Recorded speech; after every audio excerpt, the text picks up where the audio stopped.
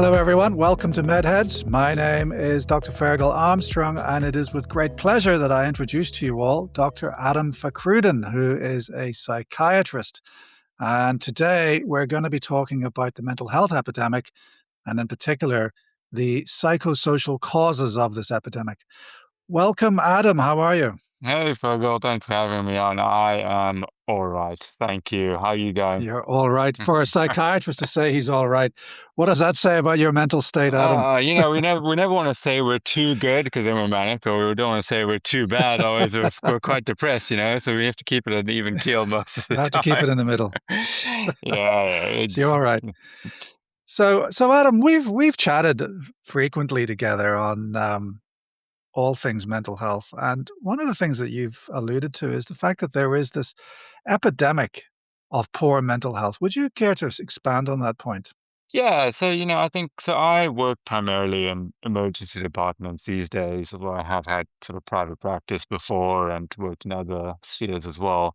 But like working in the emergency department, you get a lot of people coming through, and some of this is vibes based, but some of it is data driven. That we are seeing more and more mental health users through our emergency departments. And they're sort of like they're now presenting, quite like in crisis. They're at the end of the stage. They're presenting at their sort of worst possible state when you go, okay, I need to go to the emergency department. And we're seeing more and more of that, and that sort of aligns with sort of common discourse within social media and society in general that people's mental health seems to be getting worse these days, and there's like sort of different causes for that we think about. I suppose my interest is in why is that happening and how does it fit into sort of a greater societal narrative about what's going on in the world at the moment. And that's what I thought I'd come over here and talk about a bit. Mm.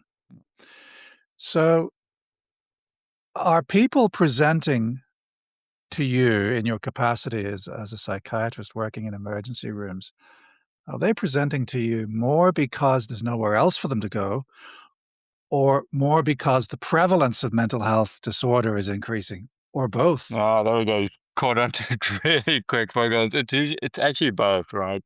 So, Right. one of my like, so I know your keen interest is in addictions and substances, and we see more of that in the emergency department as well.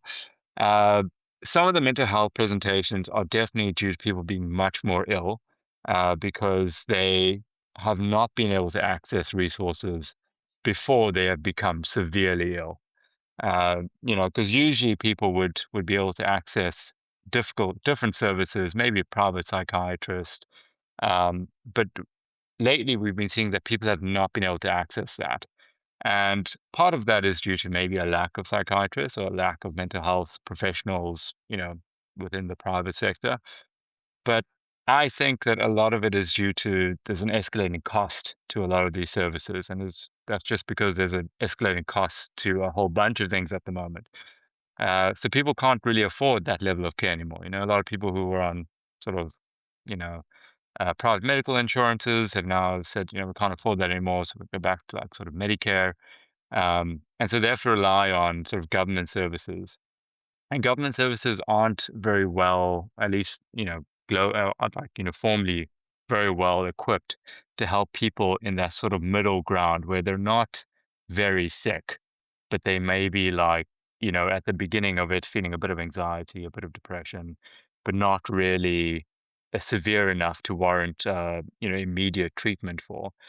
And some of those people, when they're on that scale and they're not able to sort of access this level of care, even from GPs, right? Because sometimes GPs are booked out and not able to diagnose ADHD or something like that.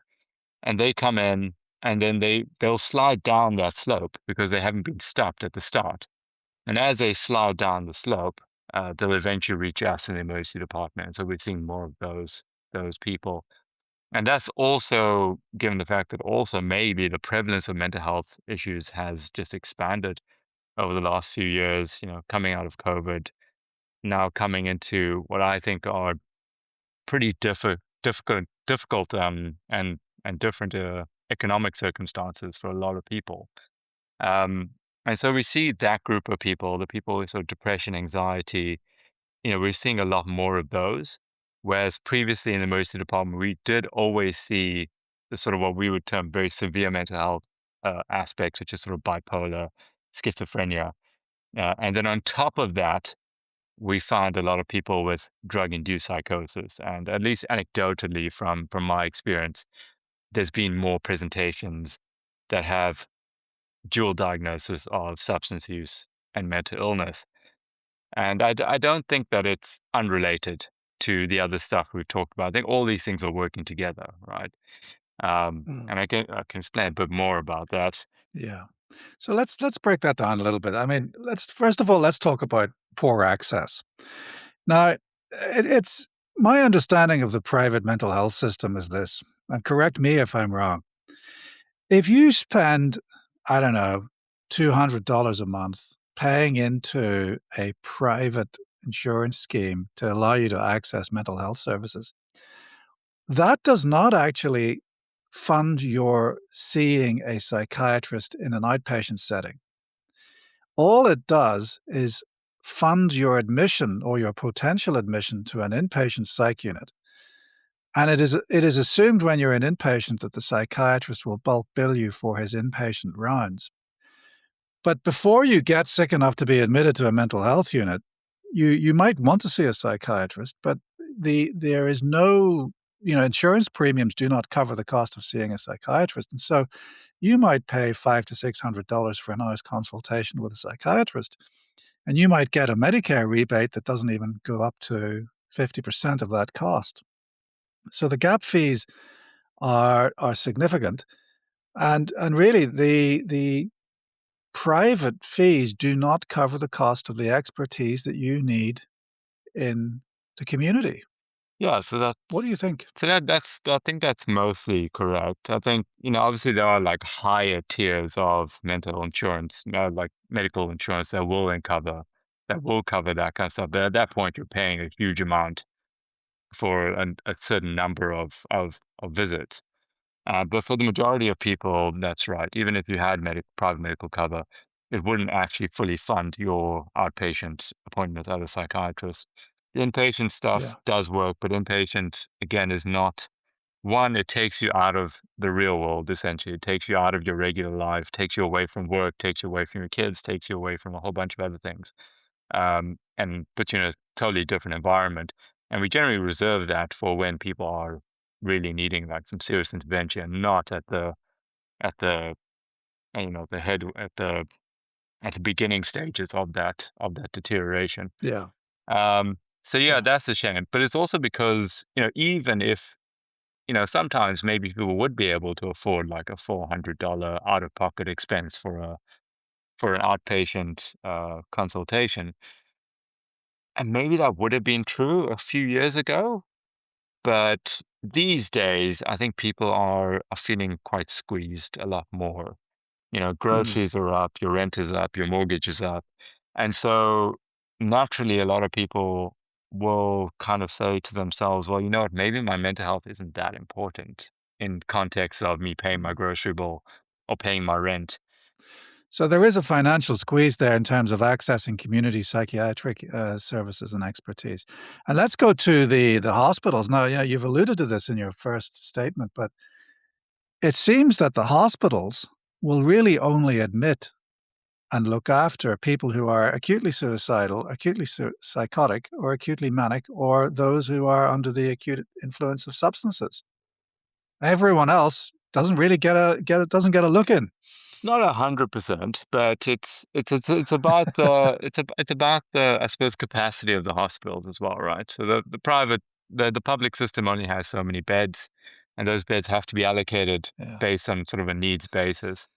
And invariably, what yeah, happens is because most of the time all the beds are full. Everyone is like really like looking for beds, like where are the beds? So it doesn't leave a lot of room for milder cases of disease. So not to say that that doesn't exist in some units. Like our unit does have a very limited number of beds for people who sort of just need a bit of a break for a couple of days. And even then it's very limited. yeah. But largely you're correct. Like we have a certain number of beds and we have to use those beds for people who are are really, really quite ill. And that, generally speaking, will be Yeah. someone who's very psychotic, someone who's manic, and not even sort of like just Yeah. manic and psychotic. You have to be manic and psychotic and not manageable in the community, right? For us to Yes. even Yes. consider that bed. So such is the scarcity of beds that really you have to be at the pointy end of severity to even get a look into a public hospital. And then we move to primary care. I mean, primary care is now struggling because, the the gap fees for primary care are rising such that the government has decided to actually incentivize bulk billing. But the incentivization of bulk billing also really incentivizes what I term Gatling gun medicine, which is not really appropriate for people who need time to establish a connection with the doctor and talk about what's troubling them. You can't do that in a 10 to 15-minute consultation, can you? So I think that's what we're finding with a lot of sort of GP services, right? So a lot of GPs who are, out of the, I don't know how they're doing sort of bulk billing services. But you're right, if they're doing bulk billing services, they would have to see a large number of patients to meet their overheads. And Yeah, in that time, exactly right, you're not able to like fully assess, I mean, the mental state and understand that person as a whole in order to guide yeah, individualized treatment. yeah. And then there's another issue, isn't there, that certain diseases get better access than others. So I'll give you an example. ADHD does not get a look into public health services, does it? So not at the moment. So not at the moment. There's a lot of talk about sort of like, okay, how can we, because obviously there's a massive need, right? So there's a massive need for ADHD services, whatever the cause of that increase in ADHD sort of, is. And there's talk in sort of more government sectors about how to access it. But at the moment, there is very limited amount of government intervention in sort of ADHD services, and it's left to the private Mm, sectors. So, and in the private sectors, it's quite expensive. It's very expensive to get an ADHD diagnosis. I think you're yeah, looking at about yeah. sort of $800 or so.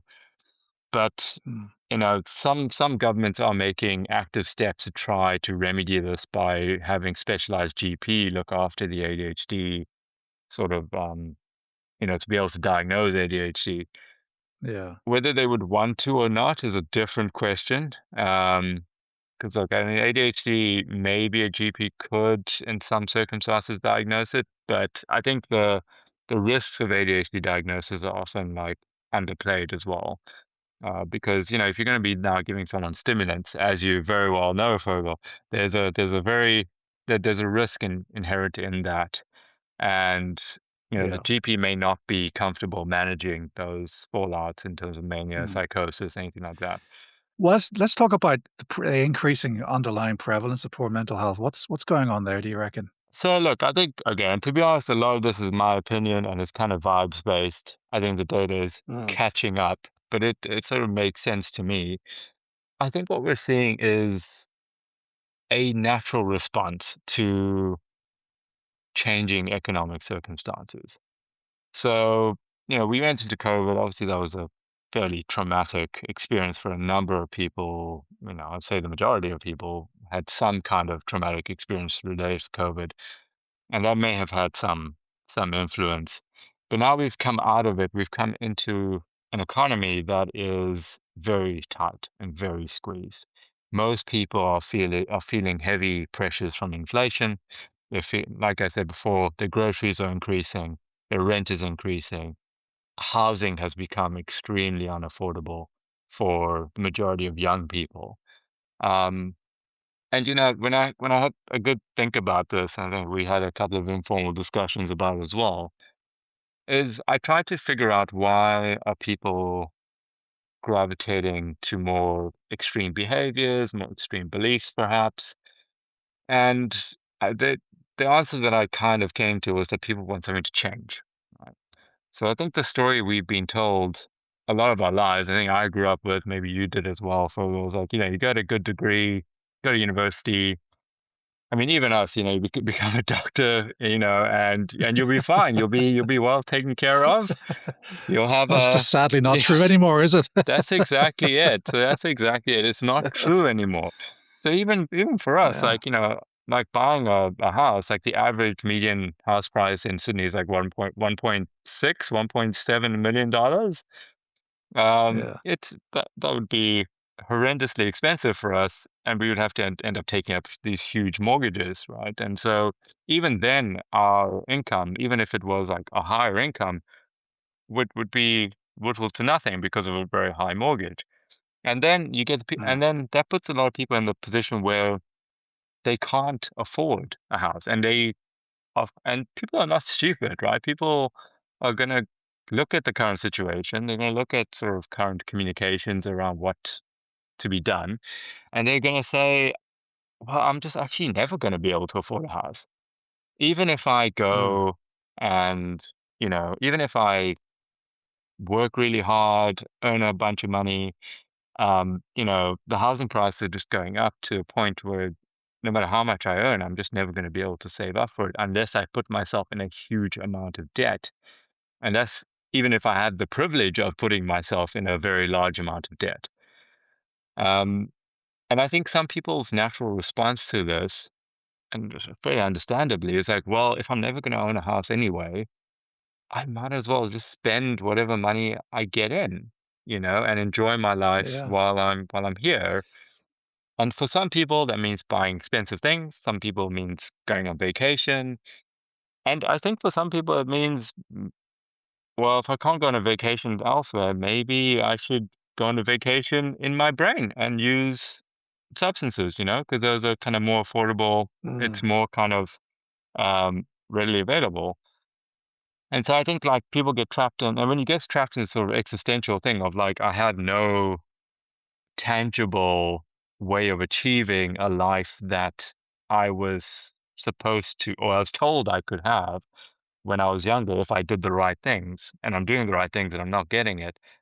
The response can be, one, mental health decline, and two, it can be, okay, well, I'm just gonna say screw it and do whatever feels good in the moment. So really what you're saying is that a lack of social mobility leads to despair, which then can lead to substance use. So look, my belief is that inequality is the primary driving factor behind social mobility obstruction, right? So I think that if you have high levels of inequality, then your social mobility will be naturally impeded. I, Australia is doing okay in terms of inequality, but it does seem to be that inequality is increasing, especially between people who own houses and people who don't. So, and to be honest, there isn't a really like, you know, very quick or easy solution here. And Australia's in a bit of a tough spot. We have like 60% of people who own houses, albeit maybe with very high mortgages, which, in my opinion, maybe then you don't actually own your house, right? Or you own a percentage of your house. Mm. You actually don't actually own your house. But those people have most of their wealth tied up in their houses. And if Australia were in a position where they just dramatically reduced the housing prices, right? So they basically popped the bubble, you'd be left with a large number of people who would essentially almost become destitute in a way, but Yeah. certainly would have lost a large amount of their wealth. And you'd risk a recession, which in itself has other drivers for mental health, right? So if someone goes into recession, they become bankrupt, especially later in life, there's a there's a mental health burden to be looked at from that perspective. But the other perspective is that you have this growing cohort of younger people who don't see light at the end of the tunnel, who don't see financial and sort of housing security. And that also has a cost because you have these people who go, okay, well, if I can't ever afford a house, no matter how hard I try, and then they may turn to drugs, they may burn up a lot of their money, they may go into make impulsive decisions. That's not to say everyone would do that, but certainly it would be a response to that kind of situation. And that also has an effect where, you're then creating a group of people who may be more likely to use substances or at least try them out. And you may be more likely to put a larger percentage of people on that downward slope. And then you're going to have to try and recover those people somehow as they're sliding down the slope of either mental deterioration or substance use or just, existential dread. So there are costs on both sides, and I think what Australia might be doing, which may be smart, but also again has that cost, the later cost that I was talking about, is maybe trying to hold the housing prices where it is and wait for wages to catch up to that point. So I don't wanna, lecture to people about or about what I think should happen around housing prices because I could be very wrong. I'm not an economist at all. All I can see is Mm, yeah. the effects of what, young people, especially the younger people that we see, say about their futures, and they go, well, I'm not going to be able to afford a house. I'm not going to be able to have kids. And I'm not going to be able, and people always talk about, and look, that's a separate topic. I know we have to wrap up soon, but separate topic is like, oh, why aren't people having kids? Like, why are we having population crisis? I'm like, well, people can't afford to have kids. You know what I mean? As a psychiatrist, what would you like to see change in public mental health services to try and meet this rising epidemic of poor mental health? I'd like to see us, meet the growing needs of like sort of younger people that are coming through in terms of ADHD and autism, sort of spectrum disorders, and being able to make those Mm, diagnoses confidently and offer those services so people don't feel like they have to wait on a 6-month waiting list in order to get a diagnosis. I think that maybe quite clear cut, may not be. Um, mm. and I think we do a good job of kind of funding our public health services, at least to make sure that at least that we're catching these people. But I don't think the solution's going to lie in the government pumping more and more and more into the health service in order to catch the growing number of people falling into the lowest basket. I think the change needs to happen in the upstream stuff that we've been talking about, so that there aren't as many people sliding down that slope into this lowest basket, so they can be caught at Mm. the higher ends of things, in order to make sure that they don't reach the very bottom and where the most damage is generally done and where recovery is sometimes not as optimized. So really more investment in community services, before you get to public inpatient services. That's what you're saying? Yeah, and maybe like Yeah, maybe funding ways for people to see private psychiatrists or, funding ways to have like outpatient services for people who are not more severe. And, like I said, yeah. I know it's difficult. It's easy to say that it's more difficult to fund that. Um, Yeah. but, we may have to find creative solutions in order to do that. Well, thanks very much, Adam, for talking with us today. Thanks, Virgil. Thanks for having me. Thanks for watching. My name's Dr. Ferghal Armstrong, and this has been MedHeads.